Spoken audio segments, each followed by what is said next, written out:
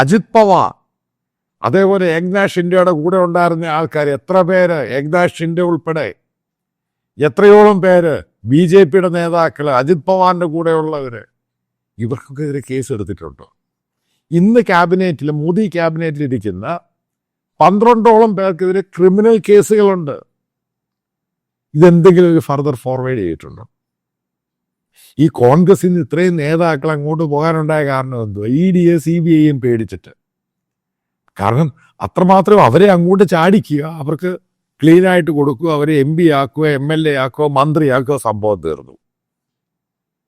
എന്തിനാ ഇങ്ങനൊരു ബില്ല് പാർലമെന്റിൽ കൊണ്ടുവന്നിട്ട് അത് ഭരണഘടനാപരമായുള്ള മാറ്റമാണ്.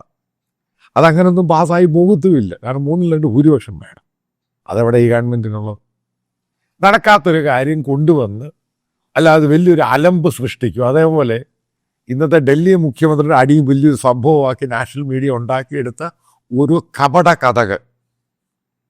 ഇതുപോലെ തന്നെയായിരുന്നു ആ ഒരു സമയത്ത് ഈ അണ്ണാ ഹസാരയുടെ മൂവ്മെൻറ്റ് നടക്കുന്ന സമയത്ത് കോൺഗ്രസ് ഇതേപോലെ കഥകൾ കൊണ്ടുവന്നു. അതും പൊളിഞ്ഞുപോയി. കാരണം ഒരു മൂവ്മെൻറ്റ് നടക്കുകയാണ് ഇന്ത്യയിൽ. ആ മൂവ്മെൻറ്റിൻ്റെ സമയത്ത് അതിനെ പൊളിക്കാൻ വേണ്ടി ഗവൺമെൻറ് ചെയ്യുന്ന ഓരോ തരികിടകളാണ് ഈ സംഭവങ്ങൾ. അല്ലാതെ ഇതിന് 1% പോലും അവർക്ക് ഇതുമായിട്ട്, കാരണം കറപ്ഷൻ എന്ന് പറയുന്നത്, ഞാൻ ഒരു കാരണവശാലും കൃത്യമായിട്ട് പറയാം, ഇന്ത്യയുടെ പ്രധാനമന്ത്രിയെ പറ്റി എനിക്ക് യാതൊരു കറപ്ഷനുമായിട്ട് യാതൊരു സംഭവവും ഇല്ല.